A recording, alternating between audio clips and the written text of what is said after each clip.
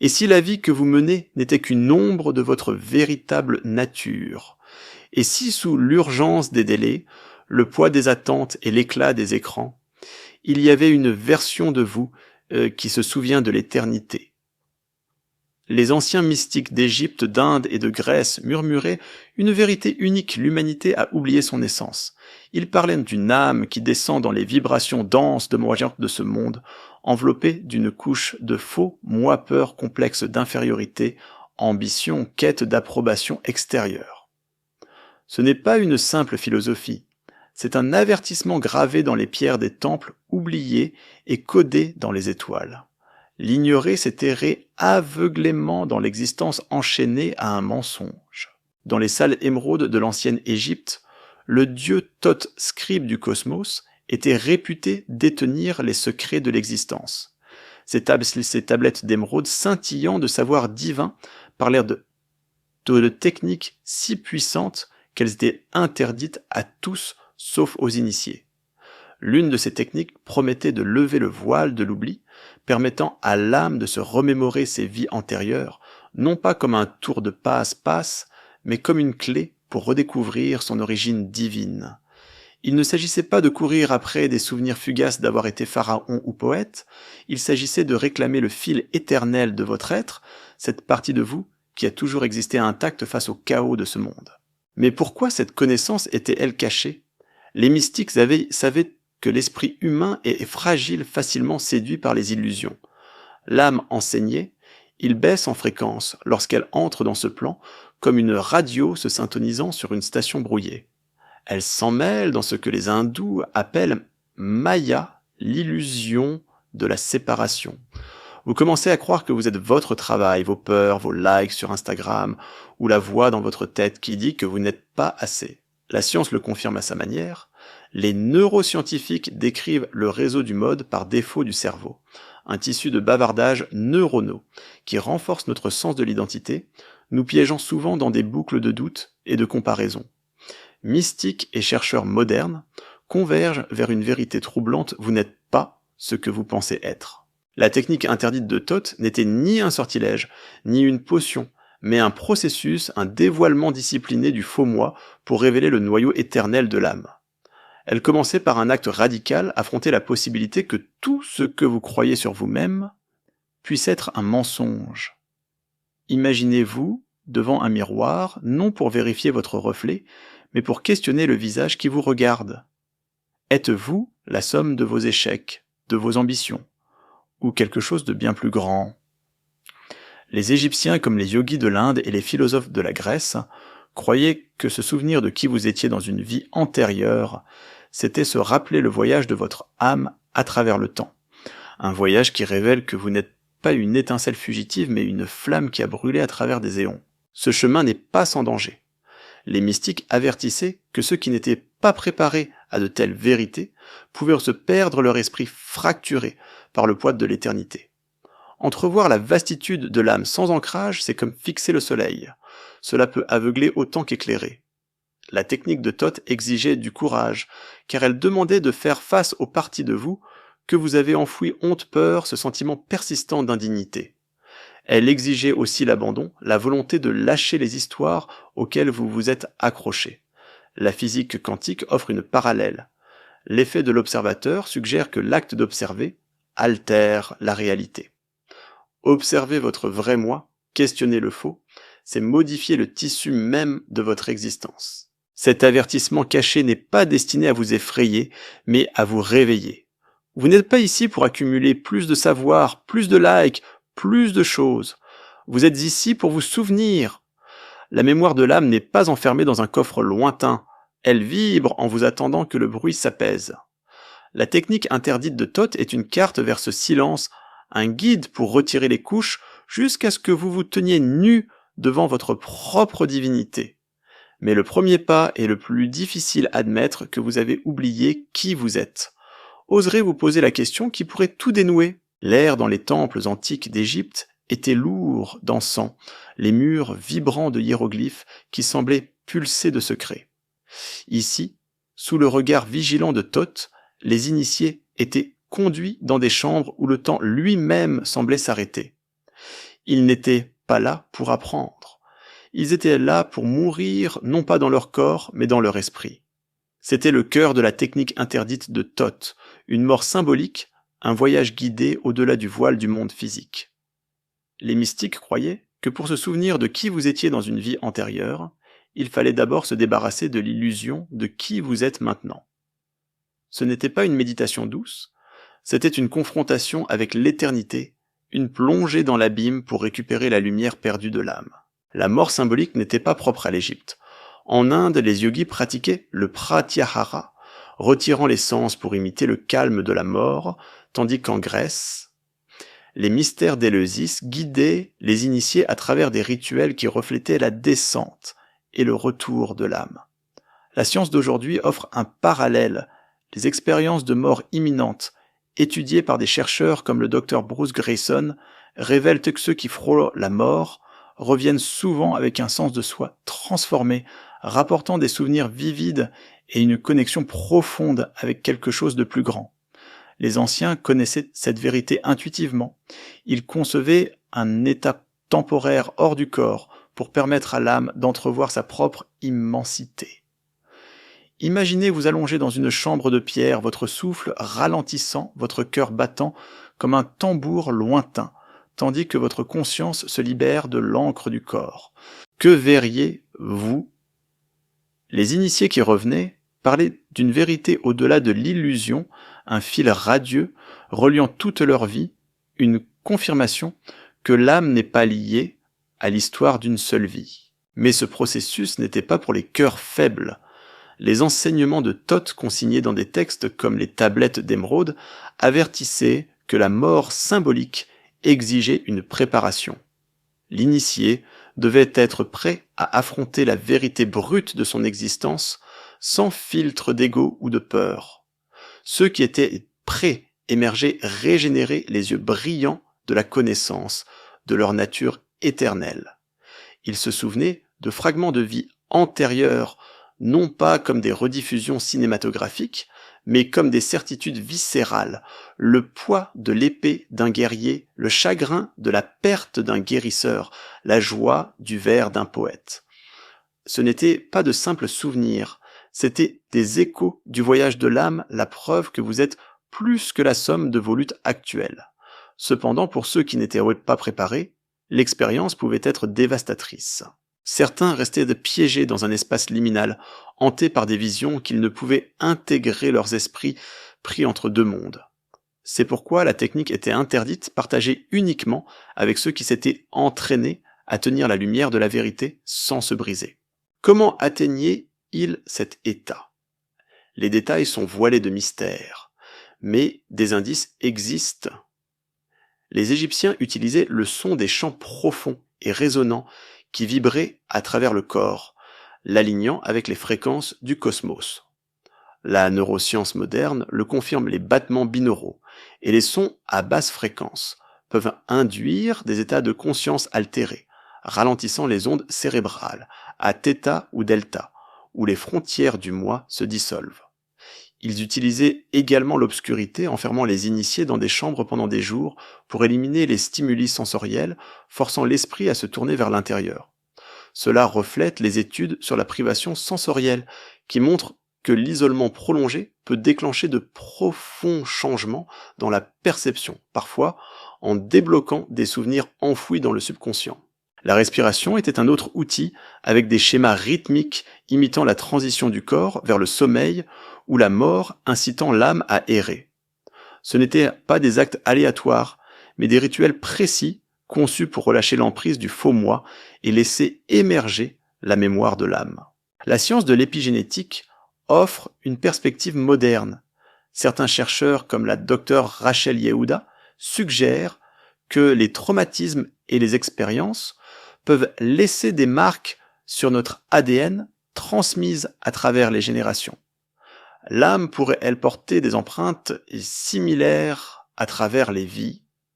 Les mystiques d'Aqua diraient oui, et la technique de Thoth était un moyen d'accéder à ces empreintes, de ressentir la résonance de qui vous étiez avant ce corps, ce nom, cette vie. Mais la clé était l'abandon. Vous ne pouviez pas forcer l'âme à parler. Il fallait lâcher prise, mourir à vos peurs, votre orgueil, votre besoin de contrôle. Ce n'est qu'alors que le moi éternel pouvait émerger murmurant des vérités que l'esprit éveillé avait oubliées. Avez-vous déjà eu un moment où vous avez ressenti une étrange familiarité, comme si vous aviez déjà vécu une scène pas du déjà vu, mais une connaissance plus profonde? Peut-être un lieu, une personne, ou une compétence vous semblait inexplicablement vôtre. Réfléchissez à ce moment. Quelle sensation cela vous a-t-il procuré? Écrivez-le ou partagez-le avec quelqu'un en qui vous avez confiance. Si vous êtes curieux, essayez ceci. Asseyez-vous dans un espace calme. Fermez les yeux et concentrez-vous sur votre respiration pendant 5 minutes.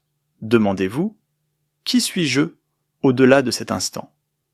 Notez ce qui émerge, images, sentiments, ou même fragments de mémoire. Ce n'est pas la mort symbolique, mais un pas doux vers l'écoute de votre âme. Qu'avez-vous découvert? Si vous vous sentez à l'aise, envisagez de partager votre expérience dans un journal ou une communauté en ligne pour inspirer les autres. La beauté de la mort symbolique résidait dans son paradoxe. En abandonnant la vie, vous la réclamiez. Les initiés qui revenaient n'étaient plus les mêmes. Ils marchaient avec une puissance silencieuse, insensible aux illusions du monde. Ils connaissaient l'histoire de leur âme, non comme un fardeau, mais comme une carte vers leur dessein. La technique de Thoth était un rappel que vous n'avez pas besoin de mourir physiquement pour vous souvenir de qui vous êtes. Il suffit d'être prêt à relâcher le faux moi, à plonger dans l'inconnu, et à croire que ce que vous trouverez sera plus réel que tout ce que vous avez jamais connu. Mais la question demeure, êtes-vous prêt à affronter la vérité de votre éternité? Dans la lueur vacillante des torches d'un temple égyptien, un initié se tient devant une statue de Thoth, sa forme à tête d'ibis rayonnant d'un calme surnaturel. L'air vibre d'une question qui tranche le silence. Qui es-tu? Pas votre nom, pas vos titres, pas l'histoire que vous racontez au monde, mais la vérité. Sous tout cela. La réponse semble simple, mais elle défait tout. La technique interdite de Thoth, conçue pour réveiller le souvenir des vies antérieures, ne commence pas par des visions d'anciens moi, mais par une bataille contre l'ennemi le plus insidieux, le faux moi. Ce n'est pas un démon extérieur, c'est la voix dans votre tête, le poids dans votre poitrine, les chaînes invisibles forgées par les murmures de l'enfance et les scripts sociaux. Pour vous souvenir de qui vous étiez, vous devez d'abord démanteler ce que vous pensez être. Le faux moi est une construction, un masque que l'âme porte en naviguant dans ce monde. Les mystiques égyptiens l'appelaient le ombre du Ka, le reflet déformé de l'essence éternelle de l'âme. En Inde, c'est l'ahamkara, l'ego, qui s'accroche à l'identité comme un naufragé à une épave. La psychologie moderne s'aligne sur cette sagesse ancienne. Le concept du moi narratif, étudié par des chercheurs comme Dan McAdams, suggère que nous construisons nos identités à partir d'histoires certaines vraies, beaucoup fausses, tissées d'expériences précoces, de traumatismes et de conditionnements culturels. On vous a dit que vous n'étiez pas assez intelligent, pas assez beau, pas digne d'amour, et ces mots sont devenus des briques dans le mur de votre faux moi.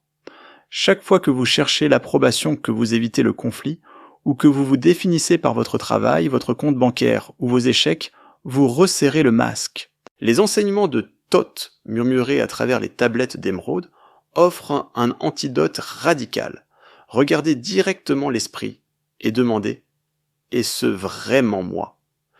Ce n'est pas une question anodine, mais une frappe chirurgicale. Imaginez vous assis dans une pièce silencieuse, les yeux fermés, le souffle régulier. Vous entendez le bavardage de vos pensées. Je ne suis pas assez. Je dois prouver qui je suis. Que vont-ils penser? Au lieu de croire ces pensées, vous les observez. Qui les pense? Sont-elles vôtres? Ou sont-elles des échos de la critique d'un enseignant, de la peur, d'un parent, d'une société qui profite de votre insécurité? La neuroscience soutient cette pratique, la méditation de pleine conscience, étudié par des chercheurs comme Jon Kabat-Zinn, réduit l'activité dans le réseau du mode, par défaut du cerveau, le centre des pensées autoréférentielles. Dans cet espace silencieux, une brèche s'ouvre un éclat de liberté où le faux moi commence à s'effriter. Cette confrontation n'est pas douce. Le faux moi riposte car il croit vous protéger. C'est la voix qui dit « ne questionne pas trop, tu vas te perdre ». Mais perdre le faux moi est le but.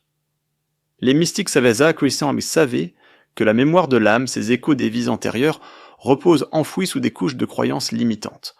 Une femme qui se sent inexplicablement attirée par la mer pourrait rejeter cela comme un caprice ignorant que son âme porte le rythme d'une vie de marin. Un homme qui craint de parler en public pourrait ne jamais soupçonner que cela découle d'une trahison dans une vie passée, et pas seulement d'un embarras d'enfance. Ce ne sont pas des bizarreries aléatoires, ce sont les murmures de l'âme étouffés par le bruit du faux moi.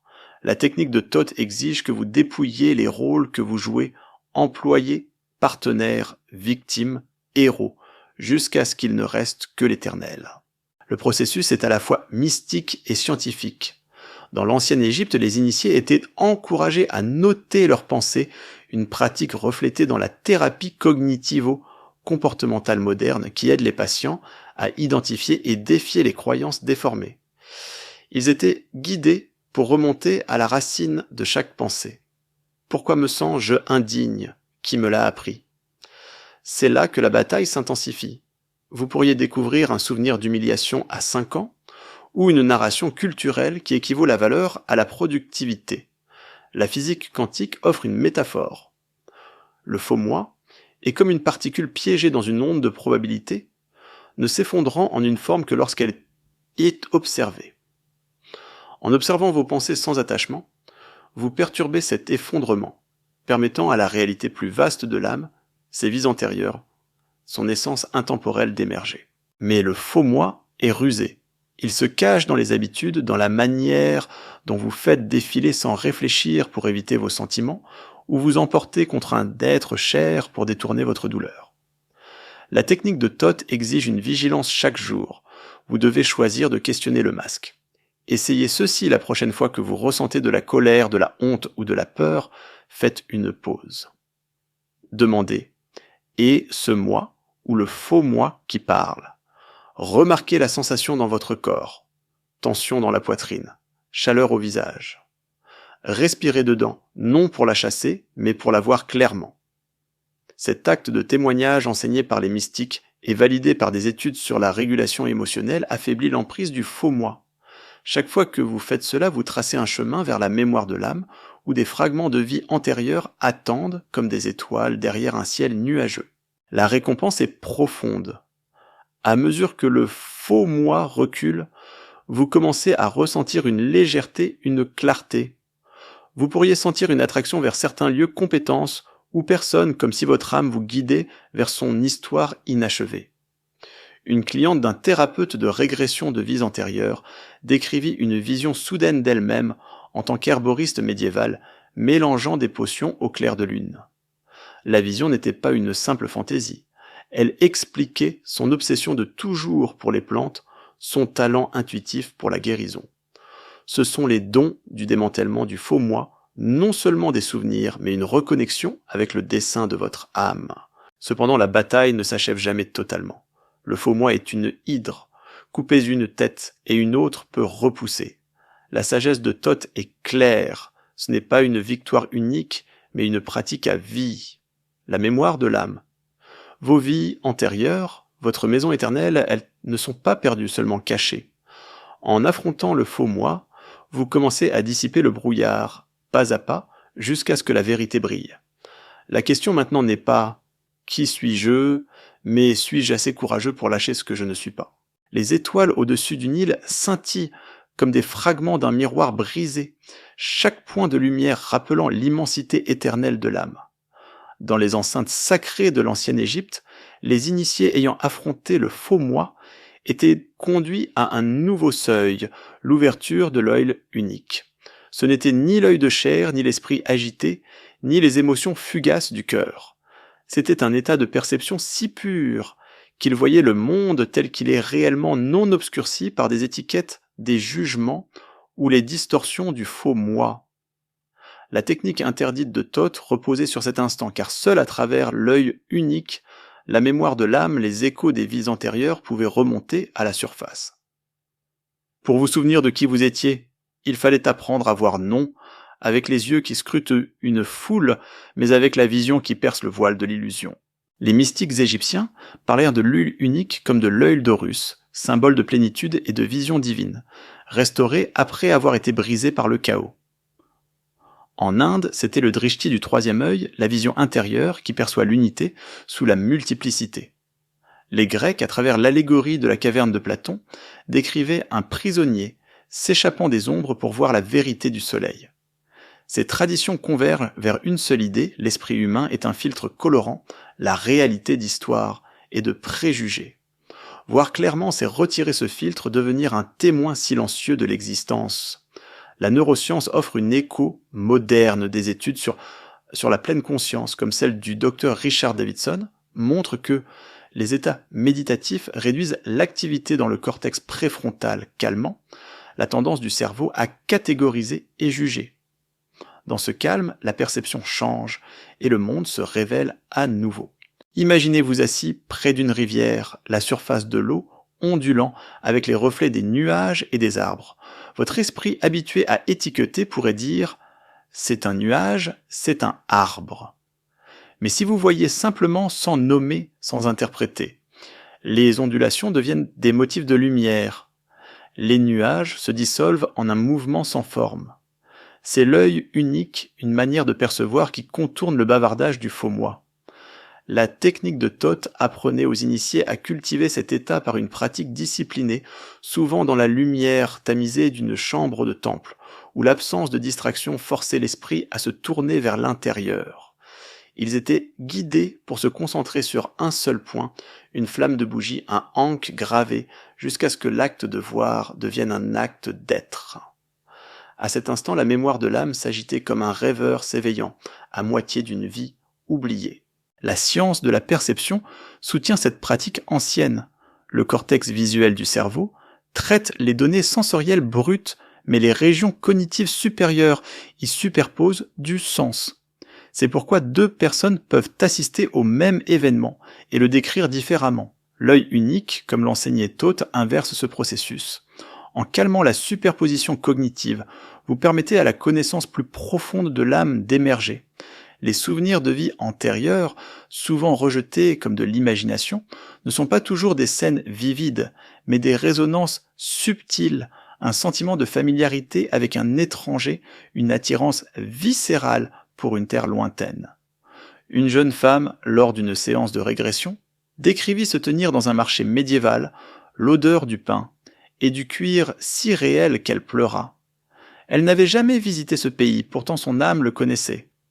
L'œil unique s'était ouvert, lui permettant de voir au-delà des limites de cette vie. Sadodhyodhana. Mais ouvrir l'œil unique n'est pas facile. Le faux moi résiste, inondant l'esprit de distractions doutes, liste de tâches, l'envie de vérifier votre téléphone. Les initiés de Thoth apprenaient à s'ancrer dans le corps, utilisant la respiration comme pont vers le calme. Essayez ceci, inspirez profondément, en comptant jusqu'à 4, puis expirez pendant 6. En respirant, notez les sensations, l'air contre votre peau, le mouvement de votre poitrine. Laissez les pensées aller et venir, comme des nuages, passant dans un ciel clair. Cette pratique enracinée dans la sagesse ancienne et validée par des études sur la stimulation du nerf vagal calme le système nerveux, créant un espace où l'œil unique peut s'éveiller. Avec le temps, vous pourriez remarquer des éclairs d'intuition, images, sentiments ou savoir qui semblent plus anciens que votre vie actuelle. Ce sont les murmures de l'âme émergeant à travers les fissures d'un esprit apaisé. Prenez un moment pour expérimenter l'œil unique. Trouvez un espace calme et choisissez un objet, une feuille, une pierre, une tasse. Regardez-le pendant 1 minute sans l'étiqueter. Ne pensez pas vert ou lisse, observez simplement les formes, les couleurs, les textures. Comment vous sentez-vous en percevant sans juger? Avez-vous remarqué quelque chose d'inattendu? Un souvenir, une sensation? un sentiment de connexion. Écrivez votre expérience ou partagez-la avec un ami ou une communauté en ligne. Si vous êtes curieux, essayez ceci chaque jour pendant une semaine, en notant tout changement dans votre façon de voir le monde ou vous-même. Qu'avez-vous découvert sur votre propre perception? L'œil unique n'est pas seulement un outil pour se souvenir des vies antérieures, c'est une façon de vivre. Quand vous voyez sans juger, vous commencez à percevoir l'interconnexion de toutes choses, la manière dont le sourire d'un étranger fait écho à un ami perdu, ou le rythme d'une ville ressemble à une danse que vous avez connue. L'intrication quantique offre une métaphore scientifique. Les particules, une fois connectées, restent liées à travers de vastes distances, s'influençant instantanément. L'âme intriquée à travers les vies pourrait-elle porter des traces de son passé dans le présent? L'œil unique vous permet de ressentir ces traces, de reconnaître l'éternel dans le fugace. Mais cette vision s'accompagne d'une responsabilité. Voir clairement, c'est voir à la fois la lumière et l'ombre, vos propres peurs, la douleur du monde, la beauté et la fragilité de l'existence. Les initiés de Thoth étaient avertis de ne pas s'accrocher à cet état, mais de l'intégrer, de porter la clarté de l'œil unique dans le chaos de la vie quotidienne. À mesure que le faux moi s'estompe et que la mémoire de l'âme s'éveille, vous commencez à vivre comme un pont entre les mondes ancrés dans le présent mais touchés par l'éternité. La question maintenant est, pouvez-vous vous faire confiance pour voir la vérité quoi qu'elle révèle? Sous le tumulte du monde klaxon pensées anxieuses, le ping incessant des notifications repose un silence si profond qu'il vibre de vie. Dans ce silence, les anciens Égyptiens croyaient que chaque âme porte une vibration unique, une résonance qu'ils appelaient le nom invisible. Ce n'est pas un mot que vous pouvez prononcer, ni un titre que vous pouvez écrire. C'est la fréquence de votre essence éternelle, le chant de votre âme à travers les vies. La technique interdite de Thoth, conçue pour éveiller le souvenir des vies antérieures, atteint ici sa couche la plus profonde pour vous souvenir de qui vous étiez. Vous devez ressentir ce nom invisible, le laissant émerger à travers le calme comme une étoile perçant la brume de l'aube. Ce n'est pas la découverte de quelque chose de nouveau, mais une réunion avec ce qui a toujours été vôtre. Les mystiques égyptiens voyaient le nom invisible comme la signature de l'âme gravée dans le tissu du cosmos. Dans le livre des morts, le cœur du défunt était pesé contre une plume, mais c'était le vrai nom de l'âme, sa vibration qui déterminait son destin. Les sages de l'Inde parlaient du nada, le son primordial de la création résonnant dans la vibration intérieure de chaque personne. Même les kabbalistes de l'ancienne Judée décrivaient une étincelle divine, une émanation unique de la lumière de Dieu en chaque être. Ces traditions convergent vers une vérité, au-delà du faux moi, au-delà du bavardage de l'esprit, votre âme pulse avec une fréquence qui porte son histoire, chaque vie, chaque leçon, chaque amour. Y accéder, c'est ouvrir la porte à vos vies antérieures, non pas comme des images fugaces, mais comme un sentiment de continuité, un fil tissé à travers le temps. La science, dans son propre langage, fait allusion à ce mystère. La mécanique quantique décrit des particules vibrant à des fréquences spécifiques, leur état intriqué à travers de vastes distances. La biophysique étant cela au corps humain, chaque cellule vibre avec une activité électromagnétique, créant un biochamp unique mesurable par des technologies comme l'EEG et l'ECG. L'âme, en tant qu'entité énergétique, pourrait elle porter une signature similaire. Des parapsychologues, comme le docteur Ian Stevenson, qui a étudié des enfants avec des souvenirs spontanés de vie antérieure, ont noté que ces enfants affichaient souvent des compétences ou des phobies inexplicables liées à leur vie revendiquée, marque d'une résonance plus profonde transcendant une vie. Le nom invisible dans les enseignements de Thoth est cette résonance, une vibration qui porte l'empreinte du voyage de votre âme, attendant d'être ressentie lorsque le bruit du faux moi s'estompe. Comment accéder à cette fréquence? Les initiés de Thoth étaient guidés dans des états méditatifs profonds, souvent dans les chambres résonnantes des pyramides, où la pierre amplifiait à la fois le son et le silence. On leur apprenait à calmer l'esprit, non par la force, mais par l'abandon, laissant les pensées se dissoudre comme des ondulations sur un étang immobile. Dans ce calme, ils écoutaient non avec les oreilles, mais avec tout leur être. La thérapie sonore moderne offre un parallèle des fréquences, comme 432 Hz, connues comme la fréquence de guérison, peuvent induire des états de calme alignant les ondes cérébrales sur θ, où l'intuition et la mémoire émergent. Essayez ceci. Asseyez-vous dans un espace calme, fermez les yeux et fredonnez doucement, laissant la vibration résonner dans votre poitrine. Notez où elle semble vivante, où elle semble bloquée. Ce n'est pas le non invisible en soi, mais un pas vers la perception du pouls unique de votre âme. Le processus est délicat, car le faux moi adore intervenir. Il murmure « C'est ridicule, tu imagines ». Pourtant, le non invisible ne peut être forcé ni fabriqué, il se révèle uniquement dans la vulnérabilité. Une initiée, comme rapporté dans des textes anciens, décrivit ressentir une chaleur dans son cœur suivie d'une vision d'elle-même en tant que prêtresse dans un temple du désert, offrant de l'eau à un voyageur mourant. Le souvenir n'était pas une histoire, mais une vibration, chagrin de voir et amour entrelacés, aussi réel que son pouls. C'est le pouvoir du non invisible, il contourne le besoin de preuve de l'esprit, parlant directement à l'âme. La neuroscience soutient cette connaissance intuitive. L'insula, une région cérébrale liée à l'interoception, s'active lors de moments de profonde conscience de soi, reliant le corps et l'âme. Le défi est la patience. Le non invisible est timide, n'émergeant que lorsque le masque du faux moi tombe. La technique de Thoth exigeait des initiés de lâcher les attentes, de cesser de courir après des visions de grandeur, une couronne de roi, la gloire d'un guerrier, et d'embrasser ce qui surgissait, même si c'était ordinaire ou douloureux. Une vie antérieure, en tant que paysan travaillant sous un soleil implacable, pourrait porter plus de sagesse qu'un trône. La fréquence de l'âme contient tout cela sans jugement. La théorie des champs quantiques offre une métaphore, chaque particule existe dans une superposition d'états ne s'effondrant en un seul que lorsqu'elle est observée. Le non invisible est la superposition de votre âme contenant chaque vie que vous avez vécue accessible lorsque vous observez sans agenda. Lorsque le non invisible se révèle, il vous transforme. Vous commencez à ressentir votre place dans le cosmos, non comme une tâche fugitive, mais comme une note dans une symphonie éternelle. Un jeune homme, après des mois de méditation, décrivit une connaissance soudaine. Il avait été scribe dans l'ancienne Babylone, les mains tachées d'encre. Le souvenir expliquait son amour des mots, son besoin d'écrire même lorsque personne ne lisait.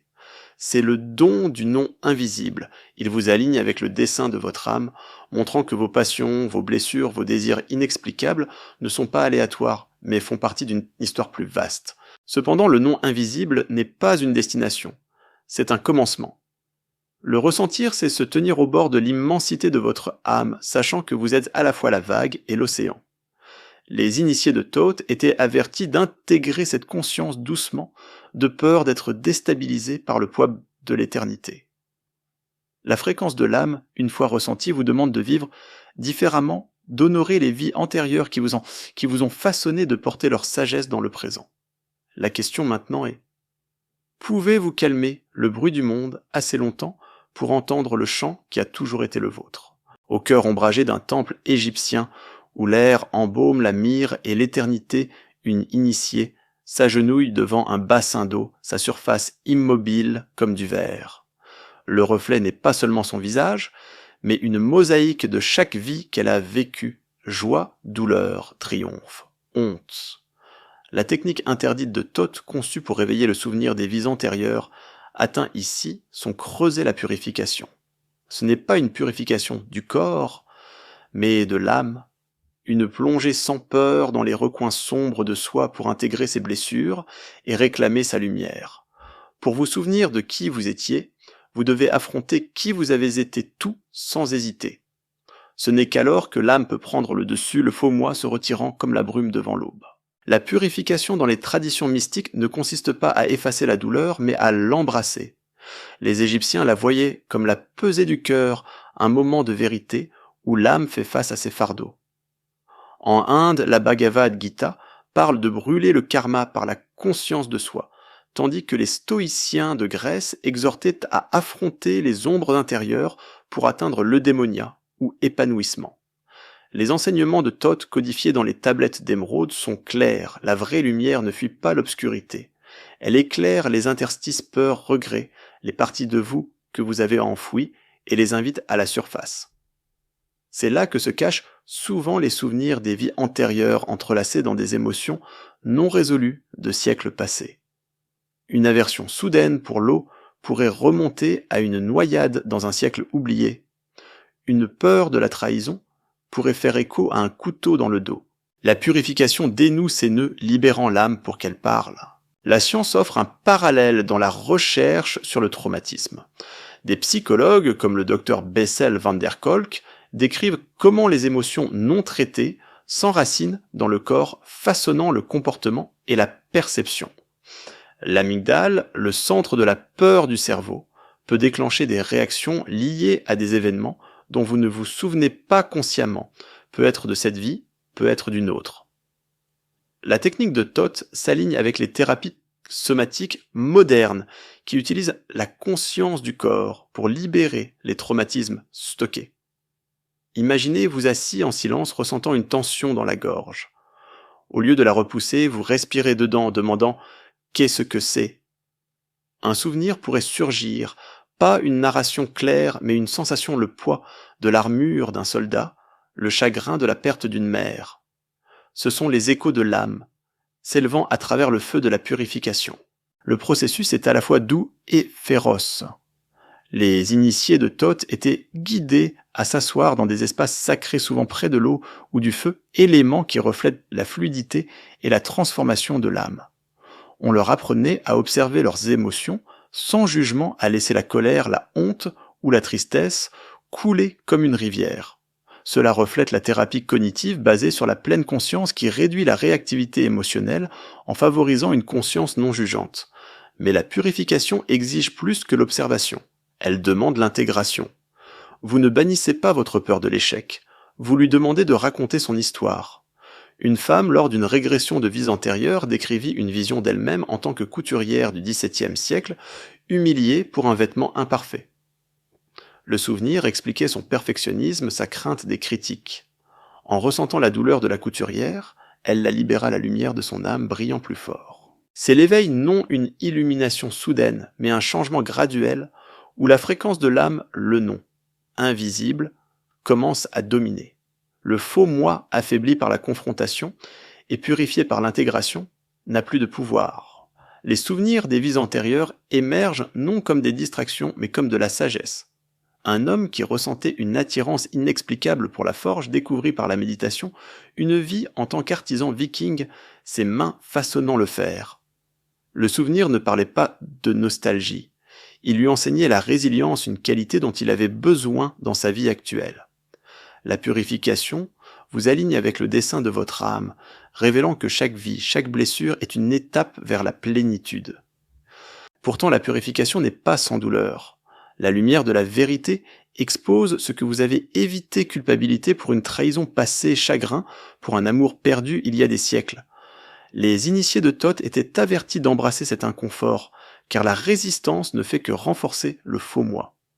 La neuroplasticité le confirme. En affrontant des émotions difficiles, vous reconfigurez les voies neuronales, créant de nouveaux modèles de réponse.